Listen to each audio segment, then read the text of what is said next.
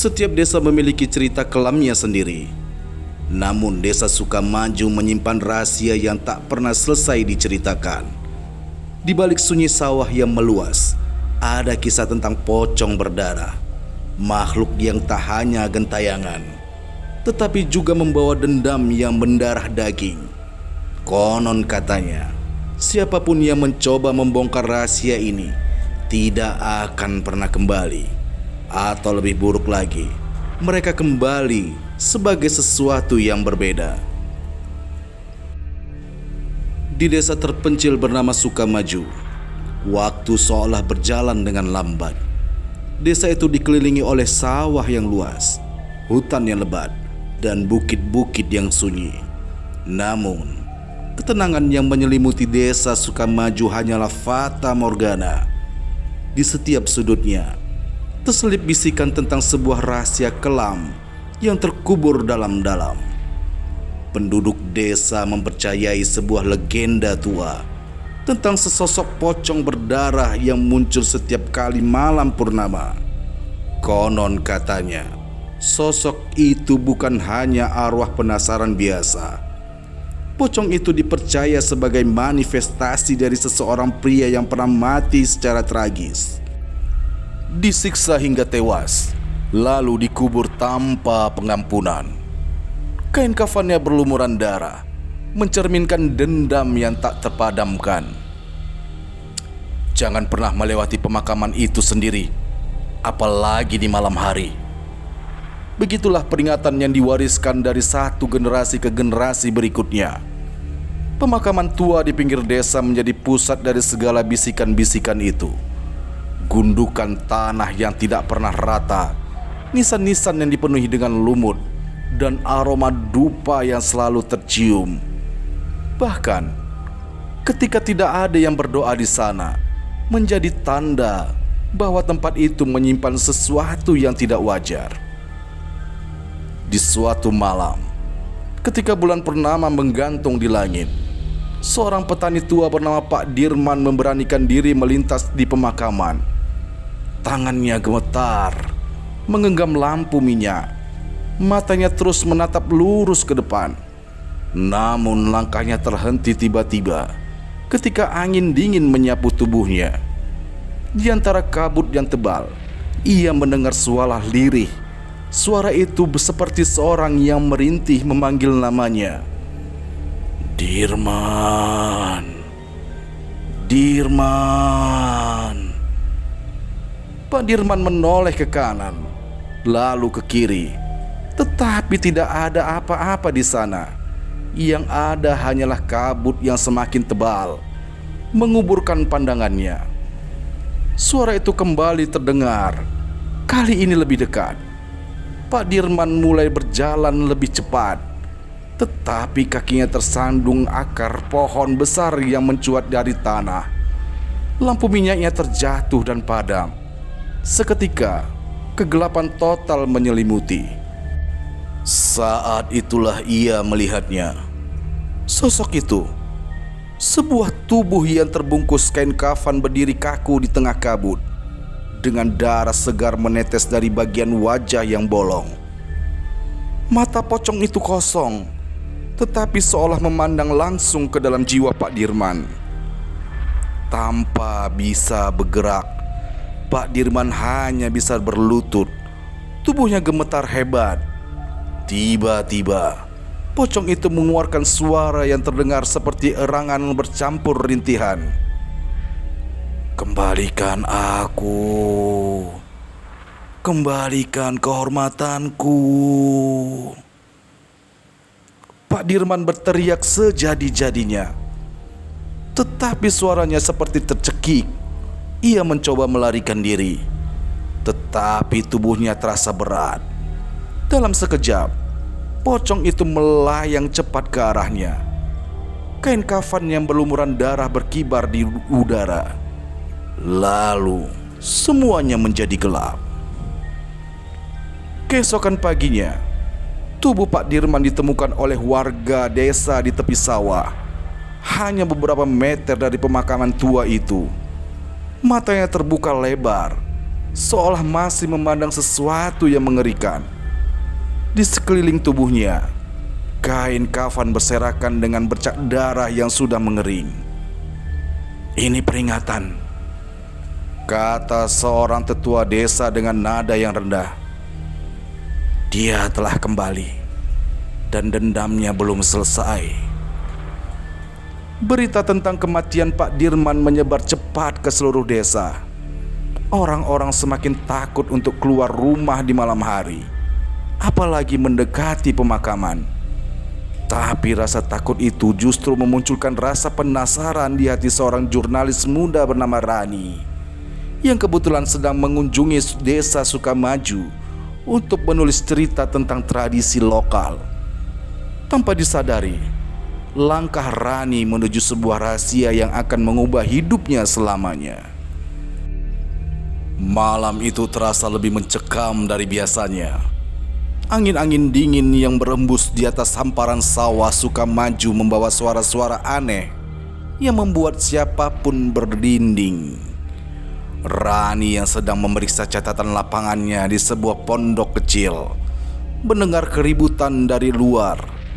Ia keluar dan melihat beberapa warga berlari ke arah sawah. Wajah mereka dipenuhi dengan ketakutan. "Ada apa?" tanya Rani kepada seorang ibu tua yang melintas tergesa-gesa. Pak Dirman ditemukan, Nak. Tapi dia..." Wanita itu terdiam. Matanya dipenuhi air mata sebelum akhirnya melanjutkan, "Tapi dia sudah tidak bernyawa." Tanpa pikir panjang, Rani mengikuti warga menuju sawah yang diselimuti kabut tebal. Dalam perjalanan, ia mendengar gumam warga. "Dia pasti melihat sesuatu. Pocong itu," kata seorang pria tua dengan suara pelan. Kalimat itu membuat jantung Rani berdegup lebih kencang. Rasa penasaran dan ketakutan bercampur menjadi satu. Di tengah sawah yang gelap, jasad Pak Dirman tergeletak dengan posisi tubuh yang aneh. Wajahnya membeku dalam ekspresi ketakutan yang luar biasa, seolah ia menyaksikan sesuatu yang tak bisa dicerna oleh akal manusia. Matanya melotot, mulutnya sedikit terbuka, dan tangan kanannya menggenggam erat segenggam tanah. Namun yang paling mencengangkan adalah darah yang mengering di lehernya, mengalir seperti garis tipis hingga membasahi bajunya. Di samping tubuh Pak Dirman, kain kafan yang penuh dengan bercak darah bergeletak busut, seolah-olah kain itu baru saja dilempar begitu saja oleh sesuatu yang tak kasat mata. Beberapa warga yang melihat langsung menutup mata mereka, tak sanggup memandang pemandangan mengerikan itu. Rani, meskipun merasa takut, memaksa dirinya mendekat. Ia menyalakan kameranya, merekam setiap detail yang ada. "Kenapa ada kain kafan di sini?" gumam Rani sambil memandang sekelilingnya. Udara di sekitar terasa semakin berat, seperti ada sesuatu yang mengawasinya di balik kabut. Tiba-tiba, suara langkah berat terdengar dari kejauhan. Kabut yang menyelimuti sawah bergerak tidak wajar, seolah ada sesuatu yang besar mendekat. Para warga langsung mundur dengan perlahan. Beberapa di antaranya mulai melantunkan doa-doa dengan suara yang gemetar. Rani mencoba tetap tenang, meskipun bulu kuduknya meremang. Ia memfokuskan pandangannya ke arah kabut yang semakin tebal. Dari dalam kabut, sebuah siluet perlahan muncul. Tubuhnya terbungkus kain kafan yang sudah robek di beberapa bagian, dengan noda darah yang mengering di sekujur tubuhnya. Darah segar menetes dari bagian wajahnya yang bolong, membentuk jejak mengerikan di tanah yang ia lewati. Mata pocong itu kosong, namun ada sesuatu di dalamnya. Sebuah rasa dendam yang begitu kuat, seolah mencari korban berikutnya. Sosok itu berhenti beberapa meter dari Rani, membuatnya terpaku di tempat. Pocong itu tidak bergerak, tetapi suara rintihan lirih mulai terdengar. Semakin lama semakin jelas. Pocong itu mengangkat kepalanya sedikit. Dari mulut yang tertutup kainnya terdengar suara parau. "Kembalikan aku, kembalikan kehormatanku." Suara itu terdengar seperti berasal dari dunia lain, memecah keheningan malam. Rani berusaha mengambil langkah mundur, tetapi tubuhnya terasa berat, seolah ada sesuatu yang menahannya. Ia hanya memandang makhluk itu dengan ketakutan yang semakin memuncak. Kamera di tangannya gemetar, tetapi ia terus merekam. Salah satu tetua desa bernama Pak Rahmat maju dengan keberanian yang tersisa. Ia memegang tasbih di tangannya, membaca doa-doa dengan suara yang lantang. Pocong itu menoleh ke arah Pak Rahmat, kemudian mengeluarkan erangan panjang yang memekakkan telinga. Kabut di sekitarnya semakin tebal, dan angin dingin tiba-tiba berhembus dengan kencang, memadamkan lampu minyak yang dibawa oleh warga. Dalam sekedap, semuanya menjadi gelap. Ketika cahaya dinyalakan kembali, pocong itu sudah menghilang. Namun kain kafan berdarah tetap ada, tergeletak di tempat yang sama. Rani memungut kain itu dengan hati-hati. Matanya memandang penuh rasa ingin tahu. Ia tahu bahwa ini bukan akhir. Ini baru permulaan dari sesuatu yang jauh lebih besar. Malam itu meninggalkan ketakutan mendalam bagi warga Sukamaju. Tetapi bagi Rani, itu adalah pintu menuju kebenaran. Apa yang sebenarnya terjadi pada Pak Dirman? Mengapa pocong itu terus bergentayangan dengan membawa kain kafan berdarah sebagai petunjuk? Rani memutuskan untuk mencari jawaban, tanpa ia tahu bahwa ia tengah melangkah lebih jauh ke dalam bahaya yang tidak pernah ia bayangkan sebelumnya. Keesokan harinya, suasana desa Sukamaju dipenuhi keheningan yang tidak wajar. Kematian Pak Dirman masih menjadi perbincangan utama, tetapi rasa takut membuat warga enggan membahas lebih dalam. Mereka memilih menghindar, seolah membicarakan tragedi itu hanya membawa malapetaka yang lebih besar. Namun bagi Rani, tragedi ini adalah awal dari sesuatu yang tidak boleh diabaikan. Di dalam kepalanya berputar banyak pertanyaan yang belum terjawab. Siapa sebenarnya pocong berdarah itu? Apa yang membuatnya terus bergentayangan?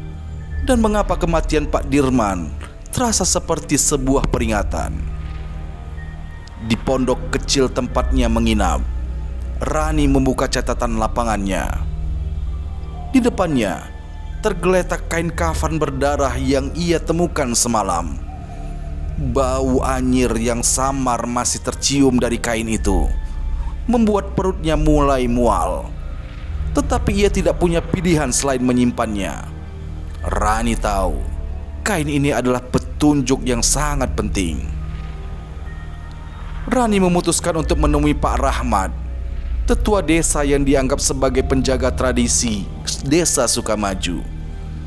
Rumah Pak Rahmat berada di ujung desa, dikelilingi oleh pepohonan yang besar yang membuat suasana semakin suram. Saat Rani mengetuk pintu, ia mendengar suara serak dari dalam. "Masuklah, nak." Pak Rahmat duduk di atas tikar pandan, memegang tasbih yang tidak pernah lepas dari tangannya.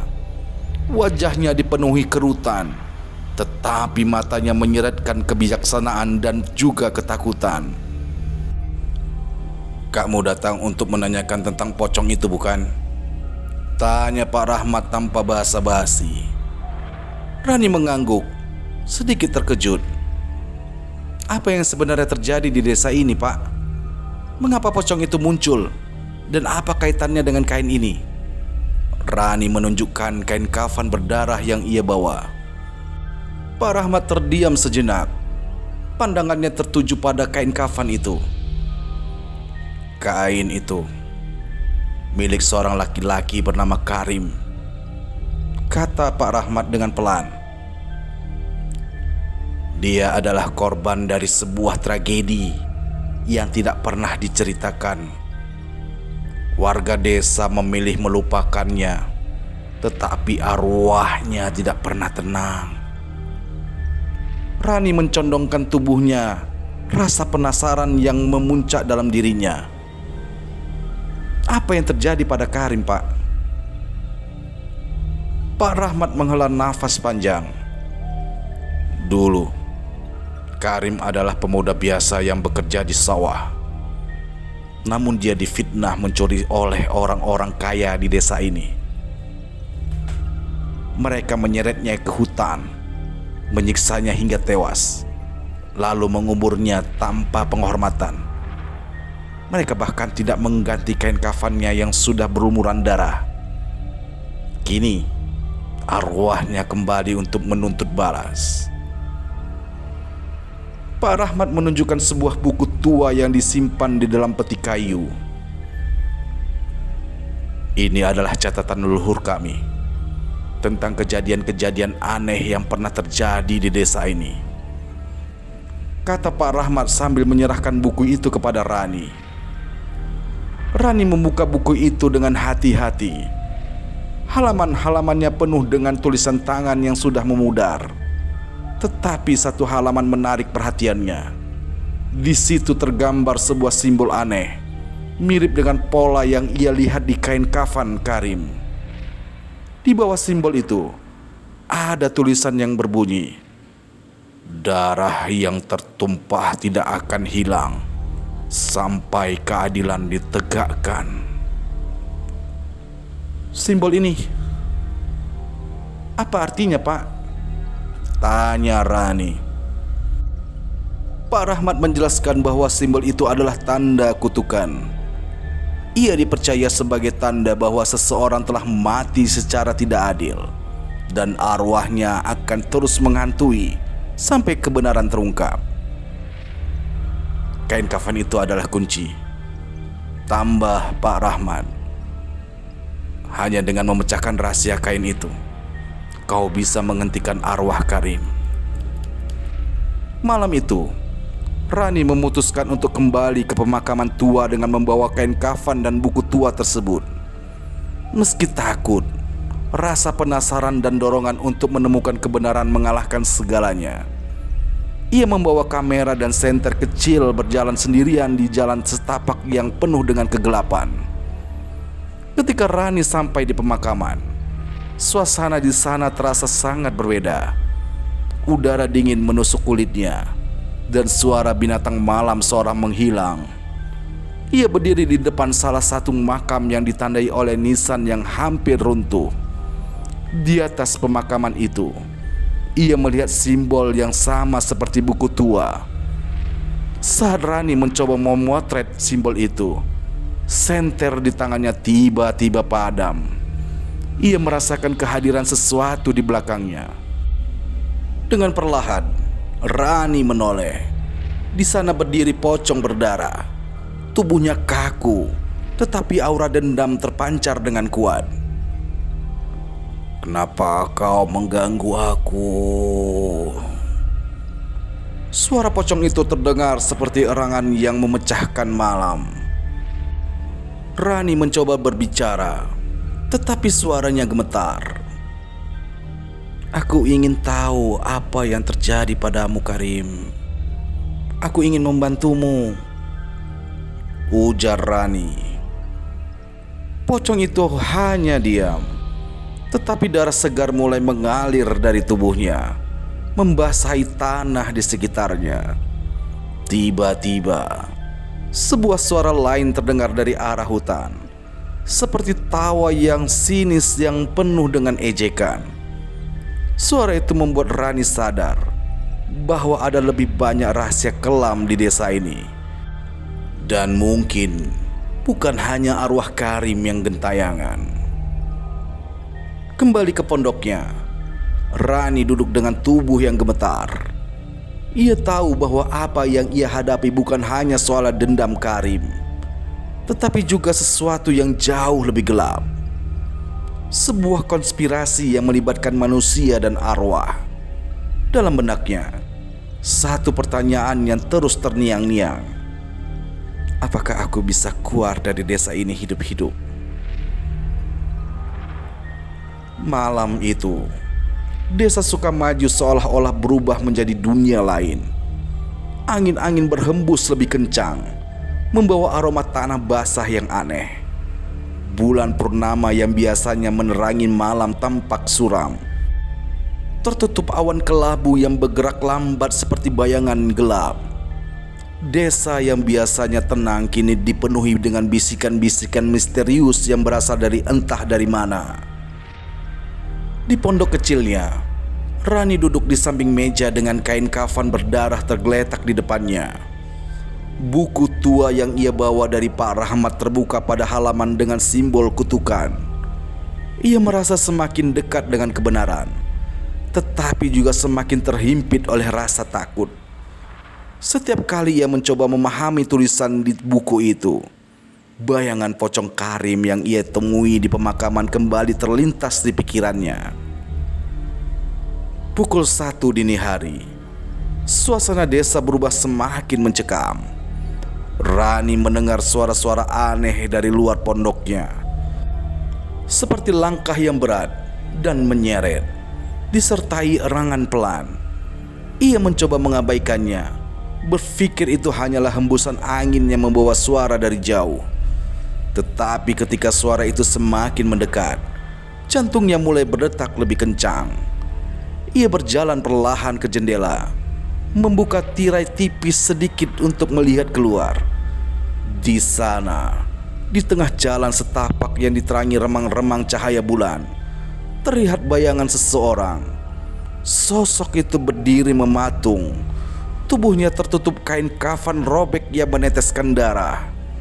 Mata kosongnya menatap lurus ke arah pondok Rani, membuat hawa dingin menjalar di sepanjang punggungnya.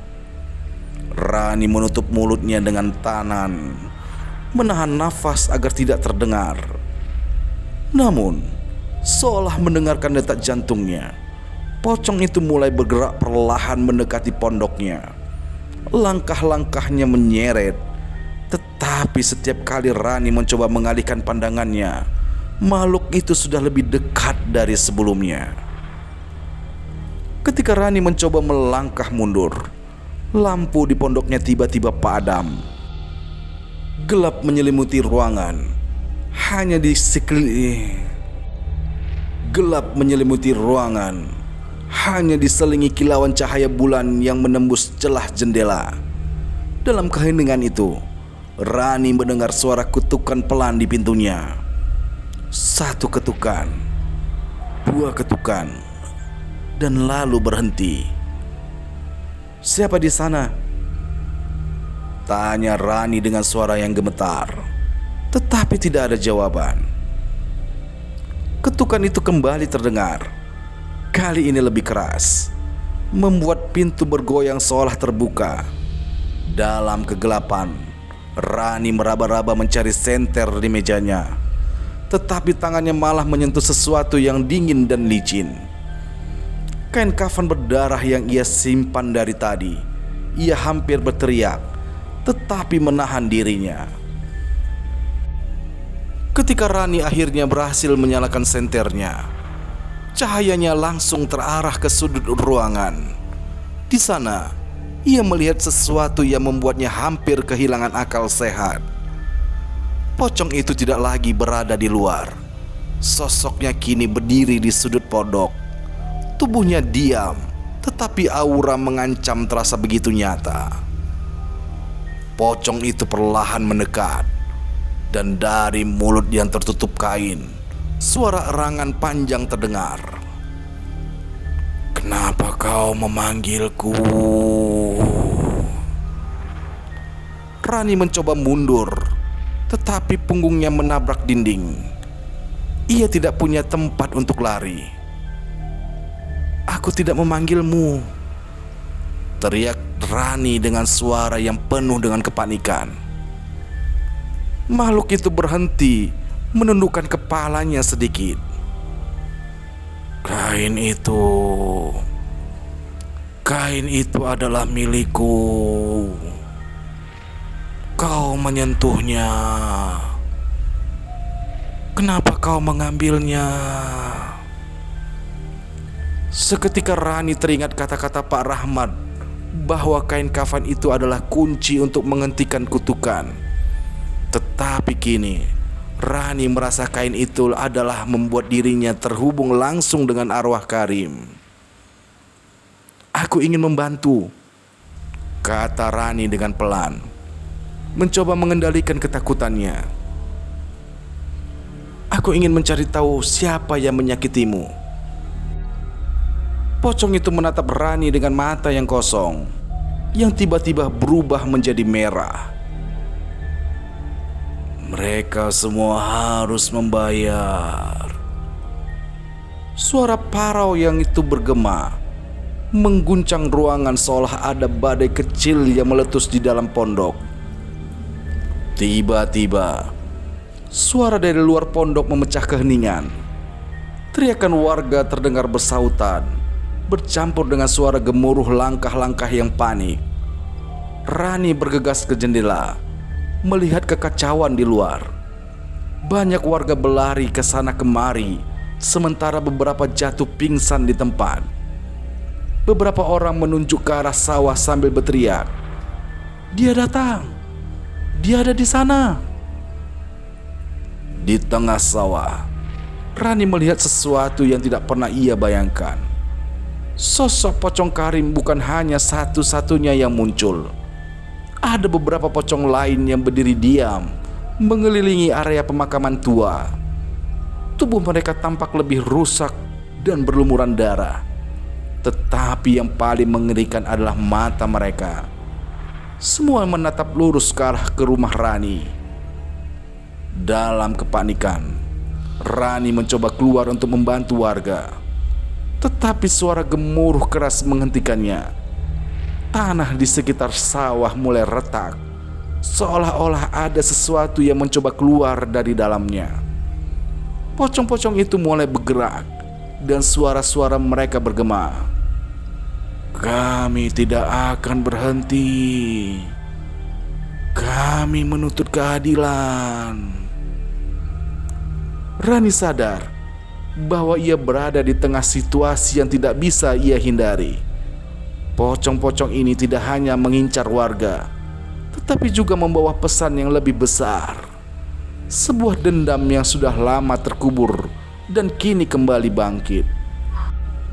Di tengah kekacauan itu, Rani melihat Pak Rahmat berdiri dengan tenang di depan rumahnya, membaca doa-doa dengan suara yang lantang. Tetapi bahkan doa-doa itu tidak cukup untuk menghentikan para arwah. Salah satu pocong mendekati Pak Rahmat, membuatnya jatuh tersungkur. Dengan keberanian yang tersisa, Rani memutuskan untuk mengambil kain kafan dan buku tua, berlari menuju pemakaman. Tempat semua yang ini bermula. Ia tahu bahwa semua jawaban dari semua ini hanya bisa ditemukan di sana. Tetapi dalam hatinya, ia bertanya-tanya, apakah aku akan berhasil menghentikan semua ini? Atau aku akan menjadi korban berikutnya? Pemakaman tua di tengah malam tampak seperti dunia lain yang penuh dengan kesunyian yang mengerikan. Kabut tebal melayang rendah, melingkupi nisan-nisan tua yang tertutup dengan lumut. Langit malam begitu gelap. Hanya sesekali kilat menyambar, memberi kilauan cahaya yang membuat bayangan pepohonan besar di sekitar pemakaman tampak hidup. Rani berdiri di tengah-tengah semua itu. Tubuhnya gemetar. tetapi langkahnya mantap. Di tangannya, kain kafan berdarah itu menggantung lemas, seolah membawa beban dari semua penderitaan arwah Karim. Ia memegang buku tua dengan erat di tangan satunya. Ia mencoba mencari petunjuk terakhir akan membawanya pada jawaban dari semua mimpi buruk ini. Namun, setiap langkah yang ia ambil menuju makam Karim membuat suasana semakin tidak wajar. Tanah di bawah kakinya terasa lembab, seperti mengisap keberanian sedikit demi sedikit. Dari kejauhan, terdengar suara tangisan perempuan yang lirih, bercampur dengan suara rintihan kesakitan yang membuat bulu kuduk Rani meremang. Rani berhenti di makam Karim. Nisan kayu yang usang itu tampak tak terbaca, tetapi aura yang mengelilinginya terasa sangat kuat. Ia meletakkan buku tua di atas nisan, lalu mengeluarkan kain kafan di dalam tasnya. Begitu kain itu bersentuhan dengan udara malam, angin kencang tiba-tiba bertiup, meniup dedaunan kering di segala arah. Tiba-tiba, kain kafan itu mulai mengeluarkan tetesan darah segar. Meski Rani tahu bahwa darah itu sudah mengering sebelumnya, Rani terperanjat, tetapi ia tidak mundur. Dengan gemetar, ia membuka buku tua itu dan membaca tulisan pada halaman terakhir yang ia baru temukan. Untuk membebaskan arwah yang terkunci dalam kutukan, pengkhianatan dan kebohongan harus diungkap. Namun, setiap kebenaran memiliki harga yang harus dibayar. Rani berhenti membaca. Kata-kata itu membuatnya merasa ada sesuatu yang salah. Tetapi ia tidak tahu apa. Saat ia membaca doa pelan-pelan, tiba-tiba suasana di pemakaman berubah. Langit yang gelap memancarkan cahaya yang aneh, dan angin yang berhembus membawa suara-suara yang samar. Suara itu berubah menjadi bisikan-bisikan yang semakin lama semakin keras, hingga akhirnya menjadi jeritan-jeritan yang memekakkan telinga. Dari tanah di depan makam Karim muncul bayangan-bayangan transparan seperti arwah. Bayangan itu menunjukkan adegan masa lalu, sebuah tragedi yang begitu menyayat hati. Rani melihat seorang pemuda bernama Karim diikat dan disiksa oleh sekelompok pria di hutan. Wajah-wajah pria itu adalah orang-orang yang dulu dianggap terpandang di desa ini. Mereka menuduh Karim mencuri, padahal tuduhan itu hanyalah alasan untuk menyingkirkannya. Rani menangis melihatnya. Ia merasakan sakit yang dialami Karim seolah-olah itu terjadi padanya sendiri. Namun, saat bayangan-bayangan itu menghilang, pocong Karim tiba-tiba muncul di hadapannya. Kali ini, ia tidak diam. Pocong itu membuka mulutnya dan suara parau yang memekakkan telinga terdengar. Mereka semua membunuhku. Mereka harus dihukum. Pocong itu tidak lagi sekedar menuntut keadilan. Ia mulai mengungkapkan nama-nama orang yang terlibat dalam kematiannya. Nama-nama yang familiar bagi Rani. Orang-orang yang masih hidup di desa ini. Beberapa di antara mereka adalah orang-orang yang ia temui selama penyelidikannya, termasuk Pak Rahmat. Rani tidak percaya. Pak Rahmat, tapi ia mencoba membantuku, katanya dengan suara gemetar. Karim tertawa dengan sinis. Membantumu? Tidak. Dia hanya mencoba menutupi dosanya. Dia adalah salah satu dari mereka yang mengikatku di malam terakhirku. Rani merasa tanah yang ia pijak berguncang. Semua yang pria percayai selama ini runtuh begitu saja. Ia menyadari bahwa desa ini tidak hanya menyimpan kutukan, tetapi juga kebohongan besar yang dilestarikan oleh para pengikutnya. Rani merasa harus segera menemui Pak Rahmat untuk mengkonfirmasi apa yang ia dengar. Tetapi sebelum ia pergi, Karim menghalanginya. "Jika kau meninggalkan tempat ini tanpa menyelesaikan kutukanku, kau akan menjadi bagian dari mereka," katanya dengan suara mengancam. Rani bingung. "Apa maksudmu? Aku tidak terlibat." "Tidak peduli kau terlibat atau tidak, siapapun yang menghantui rasa ini dan tidak membantuku akan kuhukum." Di saat yang sama, nisan-nisan di sekitarnya mulai bergerak. Tanah di pemakaman terbuka satu persatu, dan dari dalamnya pocong-pocong lain muncul. Mereka tidak menyerang Rani, tetapi mengelilinginya, membentuk lingkaran yang membuatnya tidak bisa pergi. "Bebaskan kami, atau kau akan menjadi seperti kami," kata salah satu pocong dalam suara yang menghantui. Rani merasa dadanya sesak. Ia harus membuat keputusan. Haruskah ia membantu Karim untuk membebaskan dirinya dari arwah-arwah lain, meskipun itu berarti mengungkap kebohongan desa dan membahayakan dirinya sendiri? Atau haruskah ia melarikan diri, meninggalkan semua ini dan berharap kutukan itu tidak mengejarnya? Ketika semua pocong itu perlahan mendekat, Rani tahu ia tidak punya waktu banyak. Ia harus memilih jalan mana yang ia tempuh. Tetapi satu hal yang pasti, malam itu bukan hanya malam rahasia terungkap, tetapi juga malam di mana nasib Rani berubah segalanya.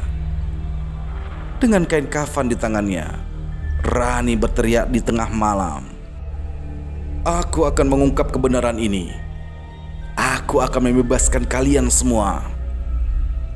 Namun jauh di lubuk hatinya, ia bertanya-tanya, apakah aku benar-benar bisa melakukannya? Atau aku hanya menunda kematianku sendiri? Hingga hari ini, penduduk desa masih mendengar tangisan di malam tertentu. Dan setiap kali seorang pendatang baru mencoba menyelidiki, cerita yang sama berulang. Pertanyaannya adalah, apakah pocong berdarah itu benar-benar makhluk dendam? Ataukah ia hanya alat dari ritual yang terus dilakukan oleh manusia yang tamak? Apa menurutmu? Pocong berdarah ini makhluk supranatural, atau hanya hasil dari kesalahan manusia yang terus terulang? Tuliskan pendapatmu di kolom komentar. Dan jangan lupa di subscribe, like, komen, serta nyalakan lonceng notifikasinya untuk mendapatkan cerita-cerita menarik lainnya hanya di AI Kreator MDN. Sekian, wassalamualaikum warahmatullahi wabarakatuh.